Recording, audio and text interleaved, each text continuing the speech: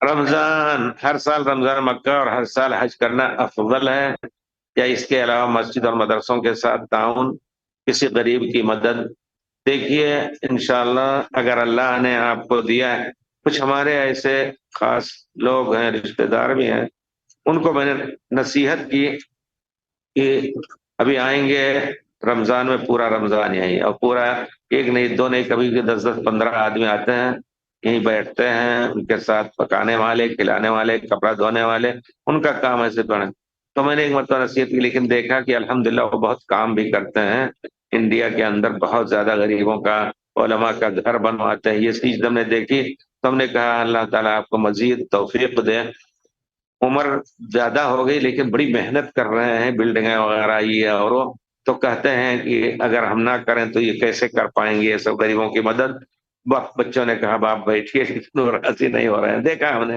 تو بہرحال لیکن افضل یہ ہے کہ آپ اگر دونوں کر سکتے ہیں تو کریں، اللہ نے دیا ہے. نہیں تو نیت کا بھی اچھا بدلہ ملے گا. ہو سکتا ہے بھوکوں کو کھلانے اور ان کے لیے بے پردہ گھر نہیں ہے، گھر بنوا دیں. انشاءاللہ اس کا بھی اچھا اجر ملے گا. آج کل جو مصیبت ہے جہیز وغیرہ کی، بچیاں اس کی وجہ سے، بے شک جیسے آپ نے کہا ہے، کسی کی بچی کی شادی میں مدد کرنا، انشاءاللہ یہ بہت ہی افضل کاموں میں سے ہوگا. نیت کے ساتھ آپ کو حج کا بھی اجر ملے گا. میں جہاں تک نصوص کی روشنی میں کہتا ہوں کہ انشاءاللہ نیت کا بدلہ، اگر یہ سب نہ کرتے آپ تو حج کرتے، لیکن اس کو پھیر کر کے آپ ان غریبوں کی مدد کرتے ہیں تو حج کا بھی اجر ملے گا اور اس کا بھی اجر ملے گا.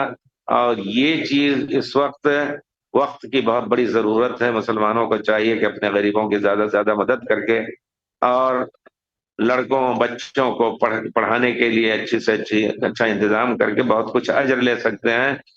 اسی وقت کے مسلمان بہت ہی پیچھے ہیں تمام قوموں سے، اس وجہ سے ذلت ان کی دن بدن مزید ہو رہی ہے. اللہ تعالیٰ توفیق دے. تو میرے کہنے کا مطلب ہے کہ انشاءاللہ آپ کو نیک نیتی سے حج کا اجر بھی ملے گا، اجر ملے گا، اور ان غریبوں کی مدد کا بھی اجر انشاءاللہ ملے گا.